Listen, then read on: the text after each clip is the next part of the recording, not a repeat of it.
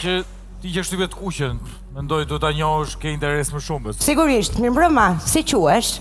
Eduard. Eduard? Eduard. Mirë se erdhe, Eduard. Piano është një instrument shumë kompleks.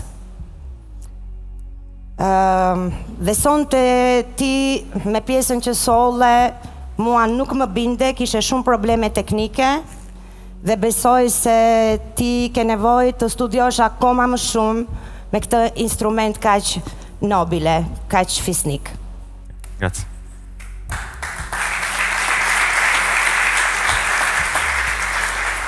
Eduard, mua më dhe një hije të një pianisti dekadent, parizien, 30-60 në të gjithë aurën që erdhe dhe solle dhe në të njëjtën kohë prisja që ndoshta dhe pjesa që do kishe përzgjedhur do t'ishte në kompleksitetin e asaj që ti erdhe në skenë.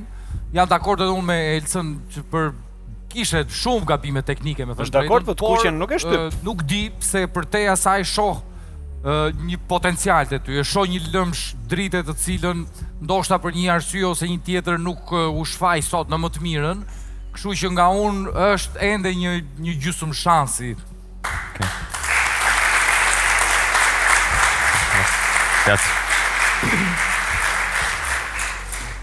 Eduardo, komplimente për dukjen. Grazie. Hans Zimmer është shumë i vështirë. Ti e bëre Piratë e Karibeve dhe e bëre shumë shpejt. Po besoj që ky ishte problemi, pse në teknik qalove. Mirë, po jam e gatshme t'jap edhe një shans, sepse ajo që ke përzgjedhur më pëlqen shumë, e dua shumë, dhe besoj se ke mjaft arsye për të qenë edhe një herë këtu.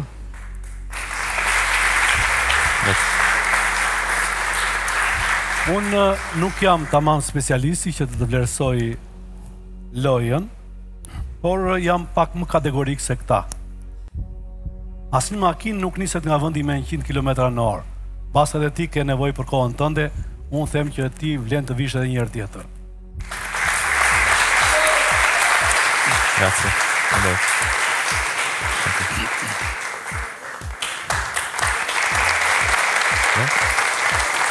Vabbè. No, mi dispiace. Një gjysmë dorë. Gjithë kemi nevojë për një dorë të vogël. Mirë, mos ka Në këtë moshë duhet të ishte shumë më lart me piano, nuk është i vogël. Si në këtë moshë ai mund të ishte edhe milioner, po Në këtë rast është pianist.